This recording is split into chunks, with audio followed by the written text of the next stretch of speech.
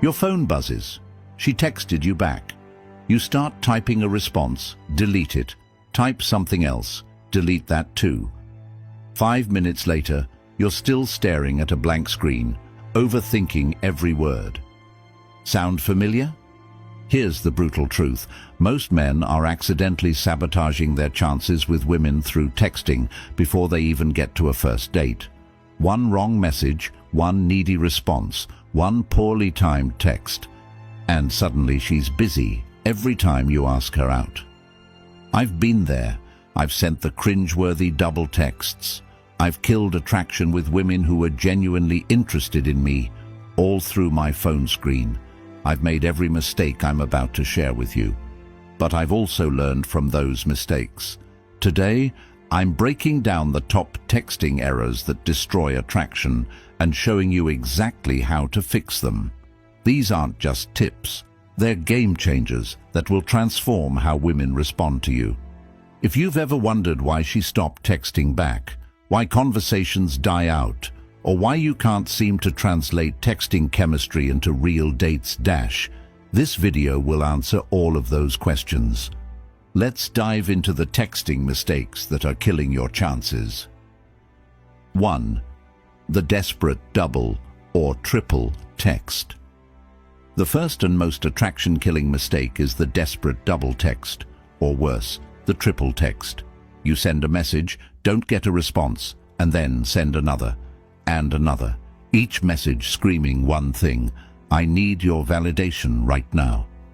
Here's what this looks like. Hey, how was your day? No response for 2 hours. Did you see my message? Still no response. Are you okay? You're usually pretty quick to respond. I cringe thinking about the times I've done this.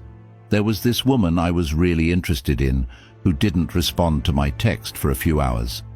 Instead of being patient, I sent increasingly needy follow-ups.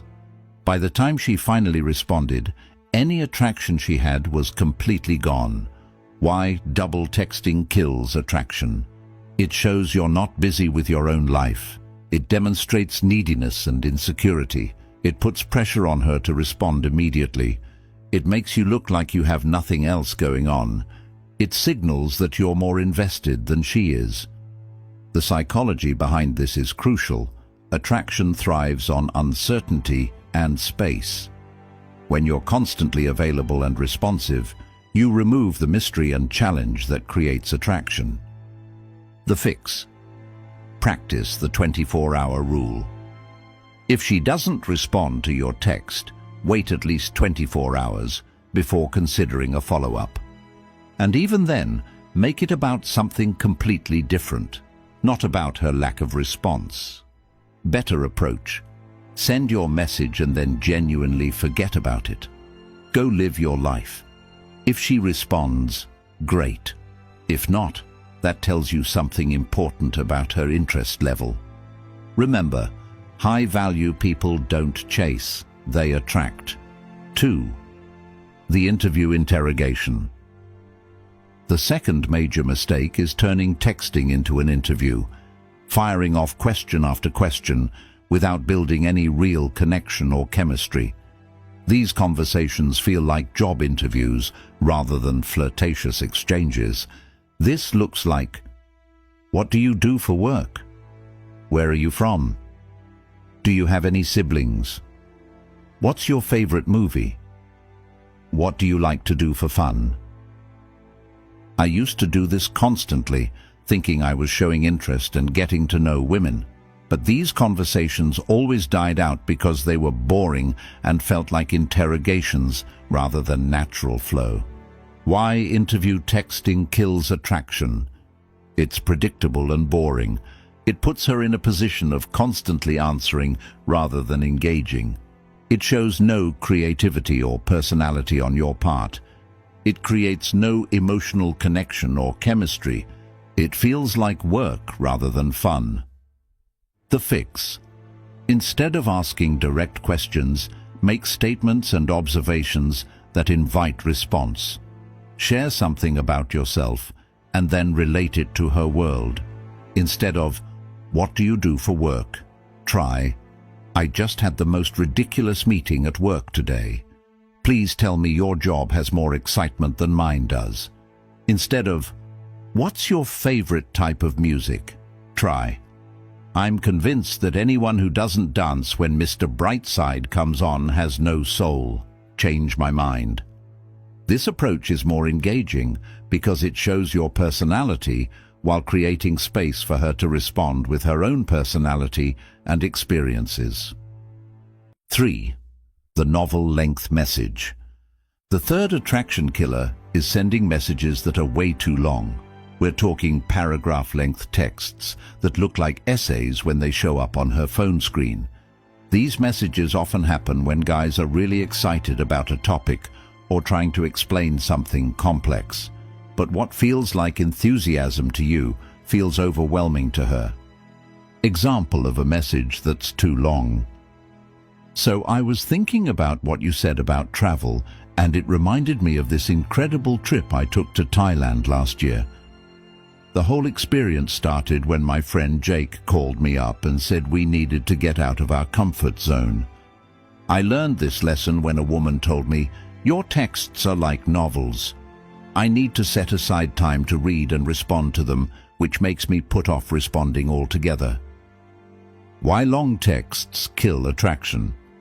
They require too much mental energy to process. They feel like pressure to respond with equal length and thoughtfulness.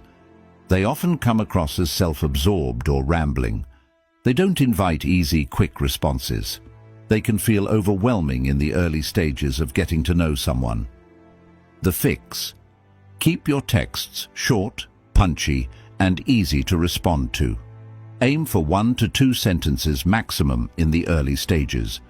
If you have a longer story or complex thought, save it for when you're actually together in person. Texting should be light, fun, and easy, not work. Good rule of thumb: if your text takes more than 1 thumb swipe to read completely, it's probably too long. 4. The instant response syndrome. The fourth mistake is responding to her texts immediately, every single time.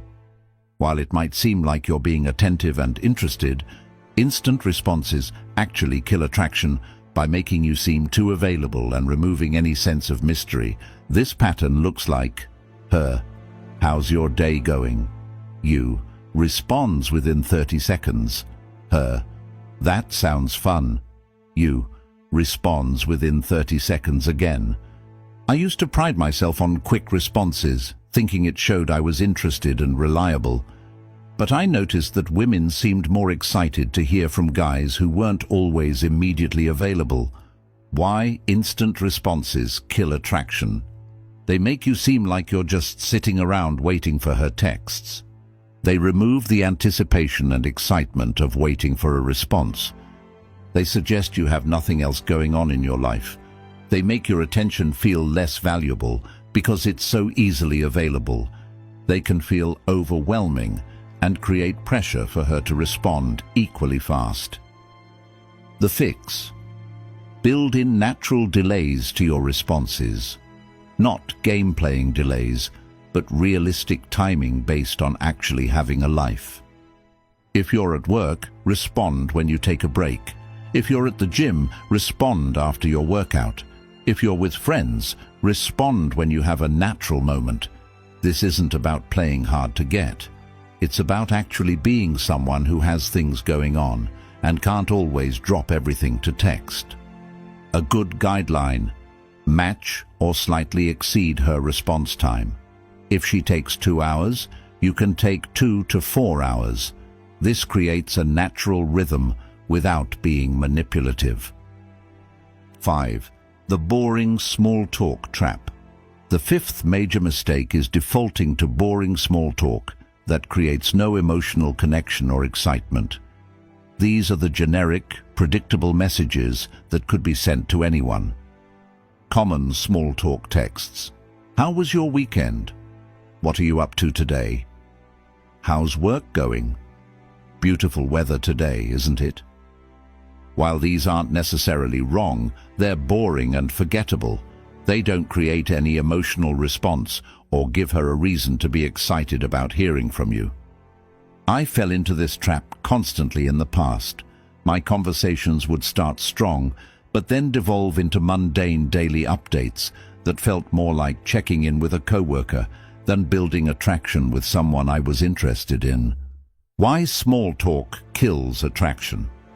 It's predictable and creates no emotional response. It shows no creativity or personality. It doesn't distinguish you from every other guy texting her. It creates no anticipation or excitement about your messages. It fails to build any real connection or chemistry. The fix: replace small talk with playful observations, interesting stories, or engaging challenges, instead of, "How was your day?" Try, "I just witnessed someone put ketchup on a perfectly good steak. My faith in humanity is shaken. Please restore it with something that made you smile today," instead of, "What are you up to?" Try, "I'm trying to decide between being productive or binge-watching Netflix. What's your excuse for avoiding responsibility today?" The goal is to create messages that make her smile, think, or feel something, not just exchange information. If this video helped you recognize some of your own texting mistakes, hit that subscribe button and drop a comment about which mistake you're most guilty of. I want to hear your stories and help you improve your texting game. Remember, the right woman will appreciate authentic, confident communication. Don't change yourself to try to keep someone interested who isn't genuinely interested in who you really are. Keep improving, keep growing, and keep building genuine connections.